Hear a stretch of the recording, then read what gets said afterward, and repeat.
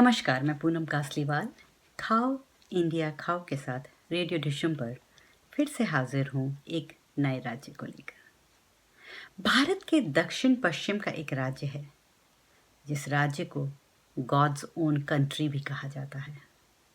राज्य की सीमा के एक ओर समुद्र के साथ इसके अलावा कर्नाटक और तमिलनाडु से भी जुड़ा है। तिरुवनंतपुरम, जिसे त्रिवेंद्रम भी कहते थे, केरल की राजधानी है और इसका कोवलम समुद्र तट दुनिया भर में मशहूर है।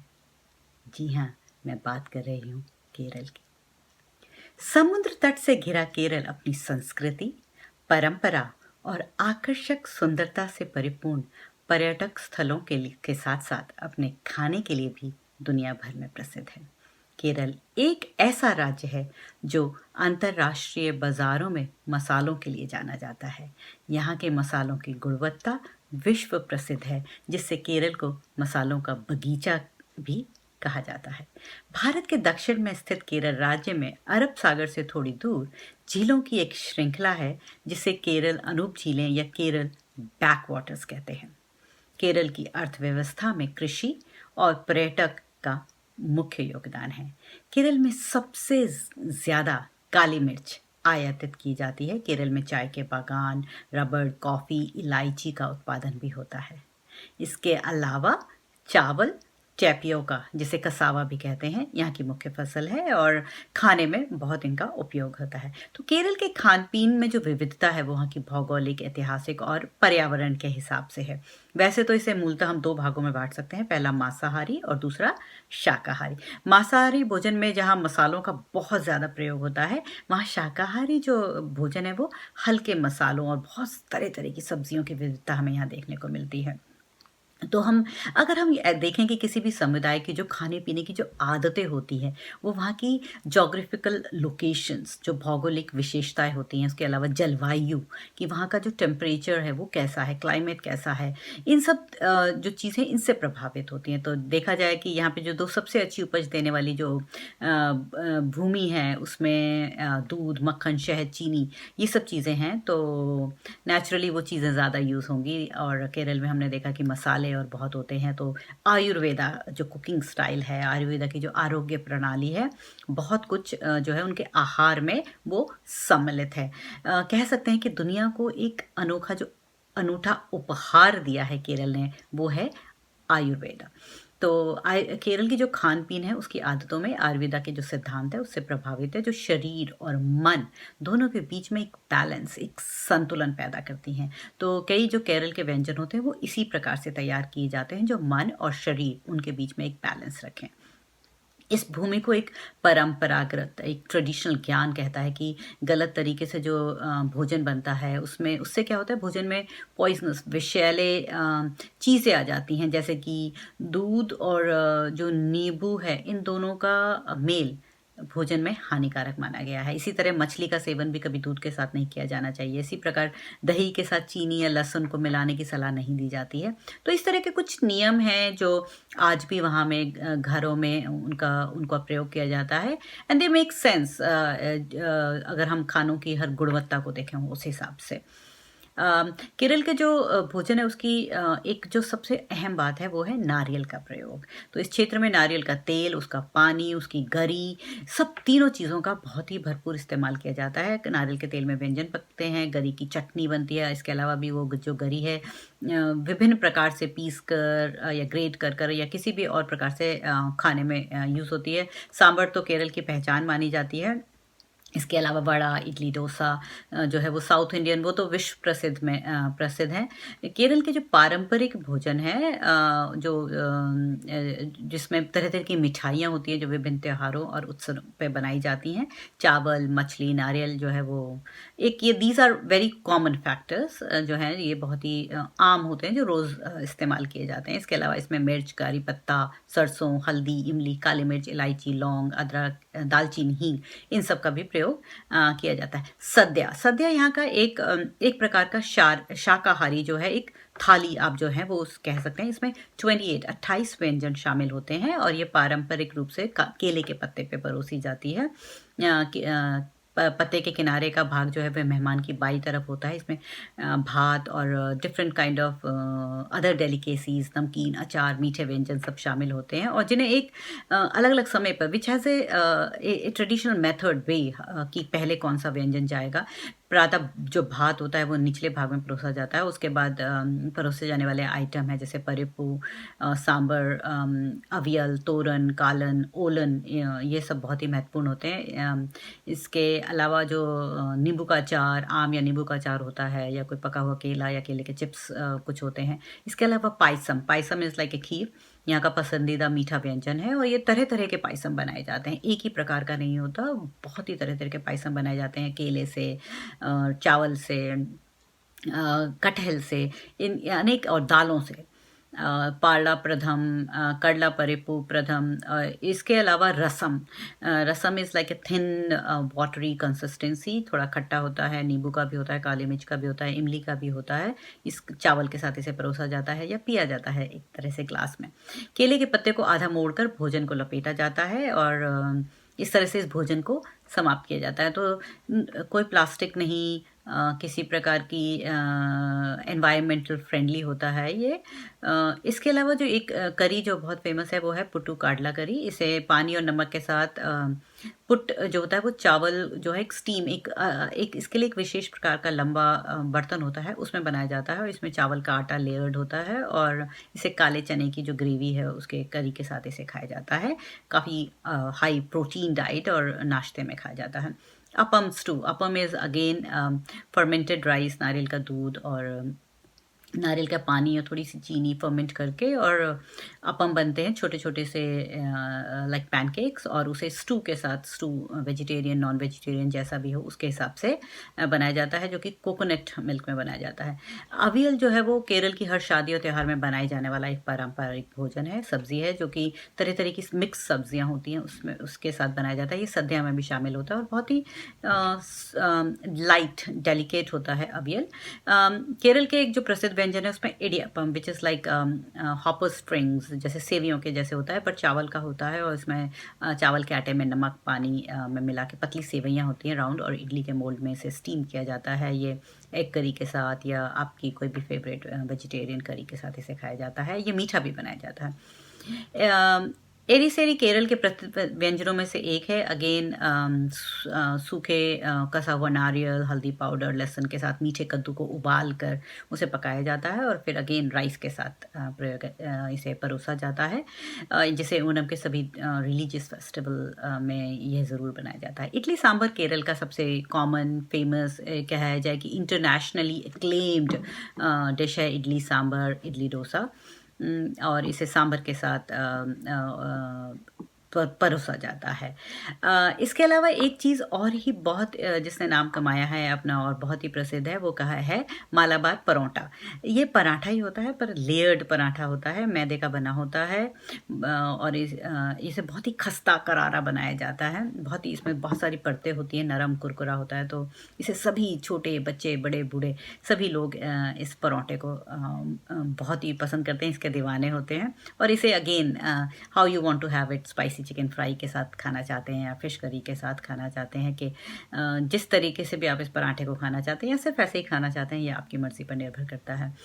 यदि आप केरल में हैं और आप नॉन वेजिटेरियन हैं तो वहाँ पे झींगा करी, प्रॉन करी ज़रूर ट्राई करें। यहाँ का झींगे प्रॉन्स अगेन कोकोनट मिल्क और गुड़ में पकाए जाते हैं, और इसे करी पत्ते से गार्निश किया जाता है। इसके अलावा यहाँ पे फ़िश नेचुरली, क्योंकि समुद्र के पास है तो तरह तरह की फ़िश बनाने, फ़िशेज़ कुछ जो बहुत ही यूनिक होती है जो यहाँ लोकली मिलती हैं। एक धब्बेदार फ़िश होती है, बैक वाटर्स में मिलती हैं, पोली चाथू कारीमेन, मैं शायद प्रोनाउंस गलत कर रही हूँ। तो जो यहाँ पे लोकल मिलने वाली स्पॉट फिशेस होती हैं, पर्ल स्पॉट फिशेस, उसे नींबू के रस, लाल मिर्च और मैरिनेट करके और फिर इसे बेक किया जाता है केले के पत्तों में लपेट के। फ़िश मॉली यहाँ की again very famous local dish है, जिसे फ़िश को नारियल के दूध, कोकम और अन्य मसालों के साथ बनाया जाता है। तो अगर आपका दिन पूरा नहीं होगा अगर आपने डेज़र्ट नहीं खाया। वैसे तो केरल में बहुत सारी तरह तरह की स्वीट्स मिलती हैं देखने को, चाहे आपने कितना भी खाया हो, लेकिन डेज़र्ट के लिए तो स्थान रहता ही रहता है। तो अगर आप यहाँ पे देखेंगे तो विभिन्न त्योहारों पर तरह तरह की मिठाइयाँ बनाई जाती हैं, और कोकोनट जो है उससे बनी हुई मिठाइयाँ बहुत मिलती हैं। इसके अलावा पालदा पायसम जो है, तरह तरह के पायसम मिलते हैं जो आप यहाँ पे ट्राई कर सकते हैं। केले के पकौड़े एक अगर आप स्नैक्स के रूप में खाना चाहें तो जो है वो यहाँ पे मिलते हैं। केले के पकौड़े को, पके हुए केले को सादे आटे में लपेट के उसे डीप फ्राई किया जाता है, जैसे गुलगुले बनते हैं नॉर्थ में, उस तरीके से वो बहुत मिलते हैं। तरह तरह के या अपम बहुत मिलते हैं। इसके अलावा अड़ा प्रथम के जो एक अगेन एक खीर की तरह रोज़ की तरह खाए जाने वाला पदार्थ है। इसे नारियल के दूध, गुड़ और बेक्ड राइस अड़ा के एक मिश्रण सा होता है, इसे बनाया जाता है। There are lot of sweets which will melt in your mouth, like जैसे banana halwa. It has a very glossy texture होता है, डार्क ब्राउन शेड का होता है। और वही स्टेपल इंग्रेडिएंट्स लोकली ग्रोन बनाना, शुगर, घी, आमंड्स, कार्डमम पाउडर से बनाया जाता है। और इसके अलावा पायसम में यहाँ पे लोग कोकोनट जैगरी, अगेन उसका एक अलग ही डिफरेंट एक फ्लेवर और एक स्वाद होता है, which elevates the flavour of that payasam. Coconut jaggery का इस्तेमाल किया जाता है, जो कि हेल्थ के लिए भी बहुत अच्छी होती है। केरल में सबसे सुंदर समुद्री इलाके हैं। यहाँ कई लोग घूमने आते हैं, टूरिस्ट बहुत आते हैं। खुशबूदार मसाले हैं, यहाँ मसालों की खेती होती है, और पूरे भारत में यहाँ के मसाले जो हैं वो बिकने के लिए जाते हैं। इसके अलावा जो ये मसाले हैं, इनमें they have their own medicinal properties, इनमें अपने औषधीय गुण होते हैं। तो भारत का सबसे बड़ा औषधि केंद्र जो है वो केरल ही है। यहाँ पे तरह तरह के लोग अपना इलाज कराने भी आते हैं। इसके अलावा यहाँ पे ऑफ कोर्स बहुत सारे फोर्ट्स हैं, रिलीजियस बहुत सारे टेम्पल्स, मंदिर्स हैं। यहाँ पे जो किले हैं उनके आसपास बड़े बड़े नारियल के पेड़ हैं। बहुत ही खूबसूरत जगह है ये। लेकिन आप केरल अगर नहीं जा सकते, वहाँ का खाना ज़रूर खा सकते हैं। अपने आसपास देखिए, देयर इज़ अ लोकल कोई रेस्टोरेंट है जहाँ ये मिलता हो। नहीं तो there are lot of vlogs, वहाँ जाइए, रेसिपी देखिए, और केरल की कोई भी रेसिपी जो आपके दिल के करीब हो, जो आप बना सकते हो, ज़रूर बनाएं, ज़रूर ट्राई करें। धन्यवाद।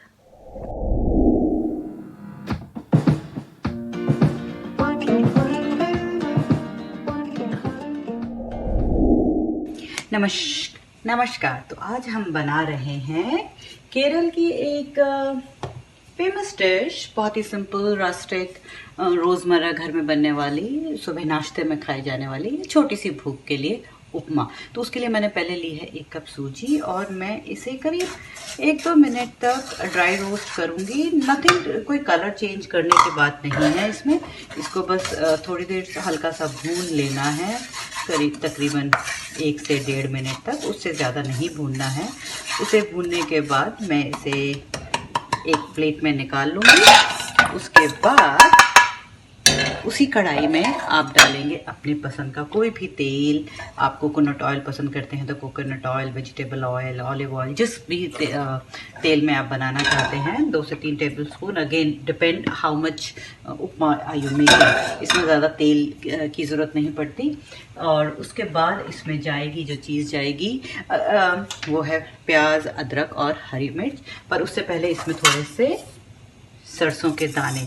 जैसे ही ये सरसों के दाने क्रैकल होने लगेंगे, देखिए अब ये हल्के हल्के से क्रैकल होने लगे हैं, उसकी आवाज़ आ रही है। अब at that point I am going to add यहाँ पे थोड़ा सा कड़ी पत्ता, और ये मेरे पास है उड़द और चने की दाल। Both of them are like ½ teaspoon each. इसको मैं थोड़ा सा भून लूँगी। अगर आपके पास पीनट्स हैं, कच्ची पीनट्स हैं, तो आप इस वक्त डाल सकते हैं। And if you are peanut lover और आपके पास रोस्टेड पीनट्स हैं तो वो आप एंड में भी ऐड कर सकते हैं। मेरे पास क्योंकि रोस्टेड पीनट्स है, मैं वो बाद में डालूंगी। इसमें आप काजू भी ऐड कर सकते हैं।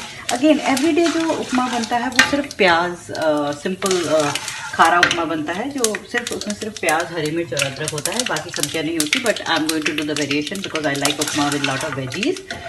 तो ये अब जो दाल है वो थोड़ी सी हल्की सी ब्राउन हो गई है। Now I am going to add this pyaz, एक कटा हुआ प्याज है, अदरक और हरी मिर्च इसमें डाल दूँगी, और उसके बाद इसको थोड़ा सा भून लेंगे। प्याज का कलर नहीं चेंज होना चाहिए, बस हल्का सा उसमें अराउंड 30 सेकेंड्स के करीब, 30-40 सेकेंड्स के करीब जब हल्का सा रंग चेंज हो जाए, ट्रांसलूसेंट हो जाए, बस उतना ही भूनना है हमें प्याज को, उससे ज़्यादा नहीं भूनना है। हाँ, तो मैं बता रही थी जो रोज़मर्रा का जो उपमा बनता है वो उसमें सिर्फ बस सरसों में तड़का दे के, कड़ी पत्ता डाल के और प्याज के साथ बन जाता है। लेकिन अगर आप इंक्लूड करना चाहते हैं खूब सारी वेजीज जो भी आपके पास हों, तो राइट नाउ जैसे मैं इसमें ऐड कर रही हूँ गाजर है, गोभी है, शिमला मिर्च है, बीन्स है और छोटी सी जुकनी भी है। तो जो भी आपके पास सब्जियां हैं और आप इसमें ऐड करना चाहते हैं, at this point I am going to add all of these here. इसमें डाल दूँगी मैं। तो ये खूब सारी सब्जियों वाला उपमा बनने वाला है। अगेन अपनी अपनी पसंद की बात है, आप कैसा खाना पसंद करते हैं आप उसी हिसाब से इसे बनाएंगे, क्योंकि मेरे यहाँ सब्जियां बहुत पसंद की जाती हैं। और एक this is a way also, ये एक तरह से फुल मील हो जाता है। कभी कभी जब कोई ज़्यादा लंच करने की ज़रूरत नहीं है और आपका मन नहीं है और आप कुछ हल्का फुल्का ही, ज़्यादा नहीं खाना, it's a one pot dish, it's a complete full meal. तो यहाँ पे मैंने सारी सब्जियां डाल दी हैं और अब मैं डालूँगी इसमें थोड़ा सा नमक अगेन और हल्की सी लाल मिर्च, अगेन ऑप्शनल है। मिर्च मसाले, देखिए कोई भी चीज़ आप बना रहे हैं तो मिर्च मसाले आप अपने स्वाद के अनुसार डालिए, जिस तरह से आपके यहाँ खाया जाता है, जिस तरह से खाना पसंद करते हैं। Recipes these are all like a guidelines होती है, लेकिन उसमें आपको क्या बदलाव करना है, क्या चेंज लाना है, अकॉर्डिंग टू आप अपने टेस्ट बड्स के लिए हिसाब से बनाएं। और जब भी कभी कोई नई चीज़ ट्राई कर रहे हैं तो कोशिश करें कि वो आप कम क्वांटिटी में बनाएं ताकि उसमें कोई वेस्टेज ना हो। अगर आपको पसंद आती है तो दोबारा उसे बनाएं। तो अब इसे मैं थोड़ा सा सिम पे करके, सब्जियां लगभग लाइक 70-80% कुक हो जाए, मैं उतनी सब्जियां कुक करना चाहती हूँ, तो इसको अब मैं कवर करके छोड़ दूंगी। तकरीबन इसे लगेगा 5 to 6 मिनट्स। तो आप रेगुलर जो उपमा बनाते हैं वो तो 5-6 मिनट में बन जाता है, क्योंकि उसमें आपको सब्जियों को कुक नहीं करना पड़ता। पर यहाँ पर मैं सब्जियाँ डाल रही हूँ, उन्हें ऐड कर रही हूँ, तो it will take more time. तो अब इसको हम इस वक्त छोड़ देंगे सब्जियों को कुक करने के लिए। तो अब इन सब्जियों को पकते हुए करीब 5 से 6 मिनट हो गए हैं और ये अच्छी तरह से पक गई हैं, मतलब ज़्यादा गलनी नहीं चाहिए। और ऐसे में मैं अब इसमें डालूँगी ये जो मैंने 1 कप सूजी पहले रोस्ट करके रखी थी, ओके, ये हम इसमें डाल देंगे और इन सब चीज़ों को अच्छी तरह से मिला लेंगे। अब इसमें 1 कप मैंने सूजी ली है, तो मैं इसमें डालूँगी तकरीबन ट्रेडिशनली 1 कप सूजी में जाएगा 1.5 कप पानी, परंतु मैंने इसमें सब्जियां भी डाली हैं तो इसलिए थोड़ी सी पानी की मात्रा अधिक। तो इसमें मैं डाल रही हूँ 2 कप पानी और इसे अब मैं अच्छी तरह से मिक्स कर दूँगी। और जैसे कि आप देख सकते हैं ये सूजी तुरंत फूलने लगी है। ध्यान रखें थोड़ी सी सूजी उछल के भी बाहर आ सकती है। और दिस इज़ द टाइम आप इसमें थोड़ा नमक वगैरह आप चेक करना चाहें अपने हिसाब से वो चेक कर सकते हैं। और अब ये बिल्कुल तरह से सूजी ने पानी को बिल्कुल सोख लिया है अच्छी तरीके से। अगेन किसी भी रेसिपी का ट्रेडिशनल रेसिपीज़ जो होती है ना, हर घर में अलग तरीके से बनाई जाती है। इसी उपमा को आप अपने घर में देखेंगे तो आपके अपने ही घर में 3 या 4 तरीके से बनाया जाता होगा। तो there is no hard and fast rule कि यही सब चीज़ें डलनी चाहिए, होनी चाहिए। There is a basic guideline और उसके हिसाब से आप अपने आप को चेंज कर सकते हैं। आप देख सकते हैं कि ये देखिए किस तरह से इकट्ठा होने लगा है। और इस वक्त मैं इसमें my personal favourite and which gives a very nice touch to this upma is desi ghee. आप कितना डालना चाहते हैं, 1/2 टीस्पून, 1 टीस्पून, थोड़ा सा ज़्यादा मुझे पसंद है उसका फ्लेवर। और यहाँ पर मैं यूज़ कर रही हूँ ये पीनट्स, ये ऑलरेडी रोस्टेड पीनट्स हैं, इसमें नमक है। तो ध्यान रखिए कि इसमें नमक है तो आप पहले से नमक थोड़ा इसी हिसाब से डालें अपने हिसाब से। अगेन नमक और मसालों का जो ध्यान है वो अपने घर के हिसाब से, लोग किस तरह से खाना पसंद करते हैं। तो यह उपमा का तैयार है, परंतु इसको अब मैं बंद कर दूंगी और इसको ढक दूंगी। Let it sit like this for another 4 to 5 minutes. उससे क्या होगा कि सब चीज़ें एक साथ हो जाएंगी और उसके बाद इसे हम सर्व करेंगे। सो इन्जॉय योर गरम गरम upma with hot cup of tea और coffee, whatever you like to. Thank you.